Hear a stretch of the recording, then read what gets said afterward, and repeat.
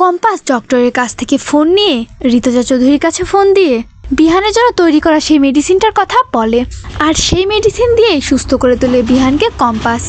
সম্পূর্ণ ভিডিওটি দেখতে হলে লাইক দিয়ে আমাদের সঙ্গেই থাকুন।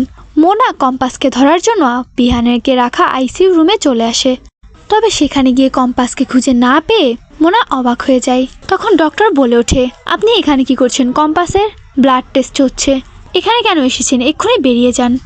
মোনা আইসিইউ রুম থেকে বের হয়ে এসে বলে ওঠে, কম্পাসের ব্লাড টেস্ট হচ্ছে, আমাকে কম্পাসের উপর খুব ভালোভাবে খেয়াল রাখতে হবে।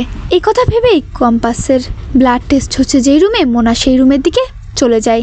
এদিকে মোনা রুম থেকে বের হয়ে যাওয়ার পরেই কম্পাস আড়াল থেকে বেরিয়ে এসে ডক্টরের সামনে হাত জোড় করে বলে ওঠে, থ্যাংক ইউ ডক্টর, আপনার জন্য আজকে আমি বেঁচে গেলাম। বিহান স্যারকে যে করেই হোক আমার সুস্থ করে তুলতেই হবে, আর বিহান স্যারের কোন কেমিক্যাল থেকে অবস্থা হয়েছে সেই রিপোর্ট থেকে আমি কেমিক্যালটির নাম নোট করে নিয়েছি। তবে আমার কিছুটা সময় লাগবে এই মেডিসিনটা বের করতে, আর একটা ল্যাবেরও প্রয়োজন রয়েছে। ডক্টর তখন কম্পাসকে বলে, আমি পুলিশকে বলছি যে আরও কিছুক্ষণ সময় লাগবে তোমার টেস্ট করানোর জন্য, ততক্ষণ তুমি আমার ল্যাবের মধ্যে তোমার মেডিসিনটা তুমি তৈরি করতে পারো।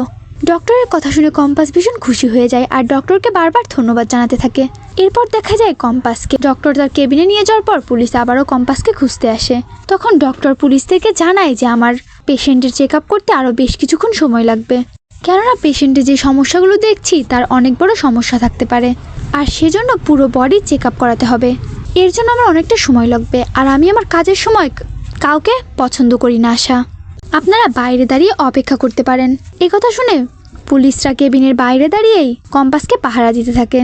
এরপরে ডক্টর কম্পাসকে তার পার্সোনাল ল্যাবে নিয়ে যায়, আর ল্যাবে নিয়ে বলে ওঠে, এখানে তুমি তোমার সমস্ত কাজ সম্পন্ন করতে পারবে, আর যত দ্রুত সম্ভব তুমি তোমার কাজটা শেষ করো। কম্পাস তখন বলে, স্যার আপনি আপনার ফোনটা যদি একটু দিতেন তাহলে আমি আমার শাশুড়িকে একটু ফোন করতাম, আর তাকে আমি আমার এই রিসার্চ সম্পর্কে বলতাম।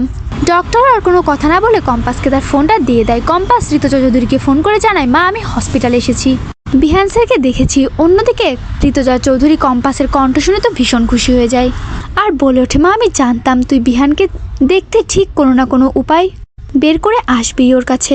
ঋতুজা চৌধুরী বলে ওঠে, তুই ওখানে থাক কম্পাস, আমি এক্ষুনি আসছি।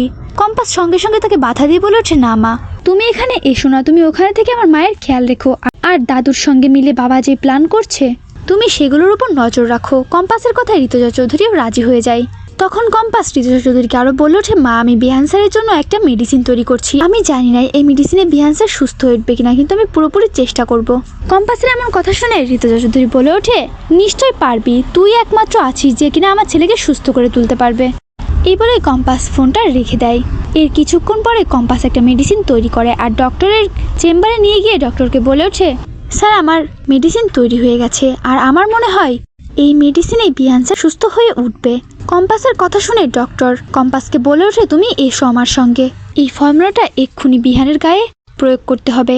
হ্যাঁ বন্ধুরা, আমরা এমনটাই দেখতে চলেছি কম্পাস ধারাবাহিকের আগামী পর্বগুলোতে। কম্পাস ধারাবাহিকের আগামী সকল পর্বের আপডেট সকলের আগে পেতে হলে অবশ্যই চ্যানেলটিকে সাবস্ক্রাইব করতে ভুলবেন না।